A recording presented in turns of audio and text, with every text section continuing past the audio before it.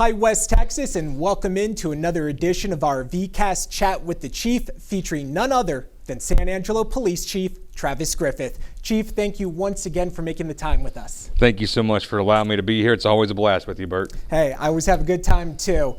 So one of my colleagues brought this up recently, that there's been a lot of posts on the Neighbors app regarding car break-ins. I'm wondering if maybe you and your officers have seen an increase in break-ins recently, and what do you want people to know? Yes, sir. That's one of our higher crimes. So we're not super high in we've actually seen crime trending down over the last several years, but it is the higher metric in our marks there. And so vehicle burglaries, we always ask people to, lock it, be sure and lock up your car. If you can't get something out, be sure and take it out if you can. If you can't get it out, then hide it. That's a great way to help keep somebody from getting in your car, because usually it's a crime of opportunity. They're going around checking to see if cars are unlocked. And every once in a while we'll see somebody going around, they'll break out a window if they see something they want, but not very often. So if you just lock up that car, park it somewhere well lit, and then reporting things you see. Like, if you see something that's off, sometimes people were kind of worried about, well, I don't know if that's really something I should call about. If it doesn't look right, it probably is, right? So we encourage people to call us, see something off, we'll go investigate. I remember last year, maybe late last summer, there were a couple of break-ins to cars, yes, and there were reports that firearms had been taken. That seems like something you would most definitely want to take out of your car. Yeah, for sure, take it out of the car. You'd be surprised at how many people end up either accidentally or just kind of thinking, hey, it'll be okay, I'm only leave it there for one night, leaving a firearm in the vehicle. And so we just tell people, man, that is not a safe place to put it, and it's going to end up somewhere where we don't want it, right? And so that's where majority of guns that we find being involved in crimes come from someplace stolen, because they're not trying to do it the right way, right? And that's kind of the point. They want to get a stolen firearm so it doesn't come back to them and can be used in nefarious ways. Let's go deep into our memory banks and go to last week. We had some powerful storms Thursday night into Friday morning. We were doing the newscast in here, and I could hear the thunder, which was kind of, I don't want to say unsettling, but a little unique to hear that thunder while talking about the news. The rain, it was raining cats and dogs. How did your officers fare through that? It was a busy night for us. Wasn't anything too crazy, but I mean, we have a lot of vehicles that get stalled out, so we generally end up being the ones that will help on minor vehicle issues where people get their cars stalled out. We'll go get them out of the water and make sure they're safe. So we had a few vehicle rescues, what we call that, but it's not like what we saw out of Tom Green County, where they were actually in rapid top water. This was just vehicle stalls out, and we'll be glad. And this can be dangerous because you can get it sucked down to a open drainage ditch or something like that. But thankfully, it was kind of just a general bad. Anytime it rains more than 2 inches in San Angelo, we got a bunch of roads that are become pretty high. So I think we were able to get through that pretty good. We did have a few crashes that we dealt with, a lot of call volume. Anytime you have bad weather, you always see a lot more alarm calls come out. We still go out and check, and so it keeps for a busy night. Thankfully, they were safe. No major issues. Everything all's well that ends well, I guess. Yeah. I remember when I lived in New Jersey, and you would look at the forecast and it would say snow, whatever day. And I would always say, oh, please don't snow while I'm at work, or can the snow come during the weekend? Maybe it's just human nature, but I assume some of the officers may say, oh, can't this heavy downpour come maybe when I'm off, and they just have to buckle in and deal with it. Yeah, that's exactly right. And you never can tell. The last big storm we had, it didn't hit us really hard, and it was pretty easy. This time was a lot more calls for service. I forget the total number. It was a significant number of calls. It was in about a 6-hour window too. Anytime you have that amount of calls in that short a period of time, it gets tasking pretty fast. Staying with the trend of last week, unfortunately, an animal services officer was attacked by 2 large dogs. You stepped up to the podium and you informed everyone what was going on, and he had to be taken to Lubbock. I'm wondering if you have any updates on him, and that's got to be maybe a nerve-wracking call that officers have to respond to a dog attack. Sure, yeah. So I can tell you that he's in stable condition. I really can't get into more than that because I haven't directly spoken to the city. The city manages the animal control aspect, and so as of right now, we're investigating whether or not these elements rise to a felony or misdemeanor, or where are we at on this. And so anytime you have a outside your fence and to a capacity that we saw there, we're always going to try to get in there and investigate and find out what's going on. And that's the whole, I guess, crux of it is that you don't normally see somebody get that level, but recently we've had several animal dog attacks in particular. So we're working with animal control, doing everything we can. We're praying for him and his family. I'm glad to hear there's improvement. It's always I couldn't begin to imagine. I just put myself in those shoes. I mean, that you're doing a job that's tasking in regards to not a lot of people love animal control officers. When you see them, they're kind of like a traffic cop, right? I mean, anytime you see one, you're usually getting a ticket type deal, and so. You're doing a thankless job in a lot of ways, and then you get into situations where you don't have some of those things that, like police officers, we have guns, and so that's scary. And so we're praying for his family and praying for his coworkers. It's a traumatic event. Anytime you have to go to that level of care, it's serious. So we are certainly praying and thinking of him as well here at Fox West, Texas. Turning to a more positive note, one of the things that you had said when you first became chief was you really wanted to grow the ranks of the department. Yes, sir. And on November 1st, you welcomed Officer Bilbo to the force. Yes, sir. This is, by my count, at least the second officer since we started this VCAST to come from one agency to the SAPD. Yes, sir. What does Officer Bilbo bring to this city? Yeah, we're excited. Number one, he's from here, right? He's always from San Angelo, and he's able to understand the people and how we police and what we do. He worked for the sheriff's department prior, and he's got that prior law enforcement experience that is always a good thing to have. And he's a good man.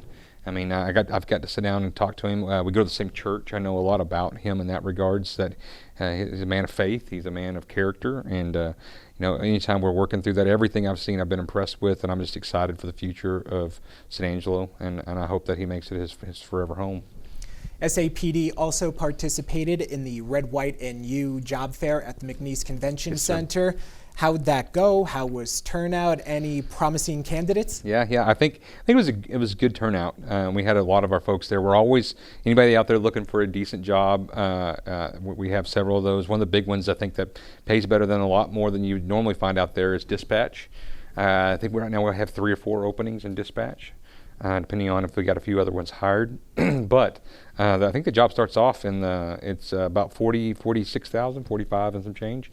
So that's always a place to get out there and get started and help serve your community. That's where the calls for service start. A lot of people don't think about that. I mean, you're the initiating force, and they're so pivotal. Our dispatchers, we love those guys and gals. They constantly are having to take those calls that are really scary. I mean, that's some of the stuff that we have to deal with. Is you're hearing people in pain and suffering and fear. They're scared. So to be able to be that kind of person that can take on that challenge, you never know what you're going to get, what's going to be on that line. And so if you like a challenge and you like helping and serving your community, but maybe you don't want to throw on the gun and badge, then that's right where we got a place for you. Pays well and shift work, fun people. What kind of qualities make for a good dispatcher? Yeah, number one, be a good listener, right?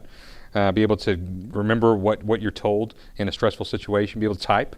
So they have to have a typing. Be able to communicate what you've heard to them. Because majority of time you have call taking. Then you have channel 3, which is where you communicate information back and forth, but not on the primary channel. And then fire side, they dispatch for fire department. And then they have channel 1, which is where you're directly talking to the officers in the field. And so those situations are very different. But being able to communicate those things and get them out there, that's important. So good communicator, good listener. Basically, I think it's the we're looking for anybody that's willing to take on a good challenge. Definitely a challenging role. You never know what kind of call is going to come in. Now, I guess it's never too early to start thinking about the holiday season, and here we are skipping past Thanksgiving for this next topic. I love Thanksgiving, by the way. You are going to be taking on the role of Santa Claus at this year's Santa's Santa Fe Christmas at the Railway Museum. You will be Santa. The missus will be Mrs. Claus. Seems like it's going to be a fun time. Yes, I think so. Anytime you can get out there to be amongst other folks from San Angelo and the Concho Valley is always a plus. And you get to help out. Susanna over there at the Santa Fe Museum is awesome, and I think that's some way we can give back and help there. It's what we look to do, and it's a time to be a little bit more jolly.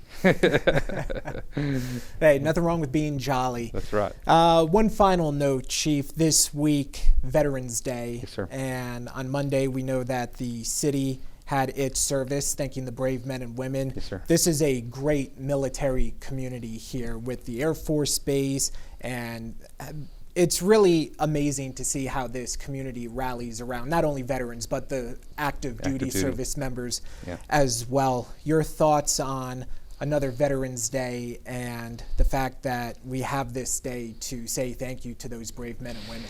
Yeah, I mean, when it comes to those that have given to their country in so many different ways, I mean, no matter what you're doing in the armed forces, when you get out there and you put yourself on the line, it's stressful. You're away from home. You're not able to do what you want to do, right? You're putting your life on hold, and you're going to go wherever they send you to.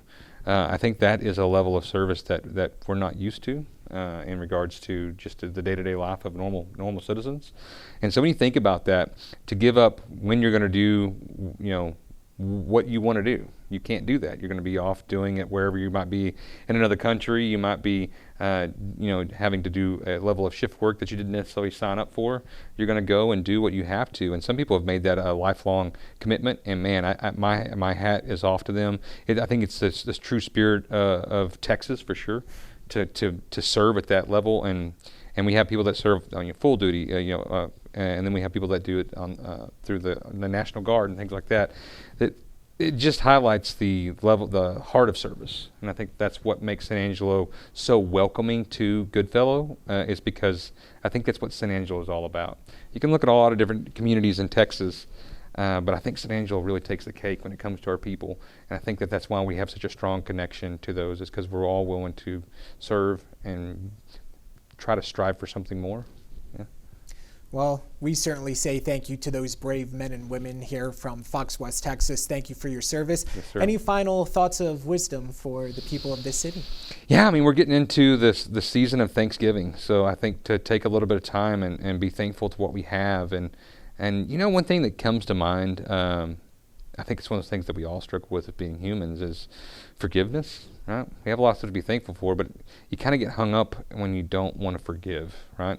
There's an old saying that if failing to forgive somebody is like taking poison and expecting it to hurt somebody else. Work through the pain, work to the mark of forgiveness, and know that tomorrow will be better, especially when you let go. So be thankful for the fact of where we're at. We're not guaranteed tomorrow. And so as we know that we're thankful for this time that me and you have, and hopefully tomorrow, which will be a blessing, imagine what life would be like if we all worked towards tomorrow as though it was our last. That's true. Very wise words. And you know what? As you've said before, I think we're going to be okay. All the time. Yes, sir. All right, Chief. Thank you for your time. Take care. All right, that'll do it for another episode of Chat with the Chief. Remember, if you'd like to ask Chief Griffith a question, you can shoot us a text at 325-655-6006. And for all things news, weather, and sports, head on over to our website, foxwtx.com.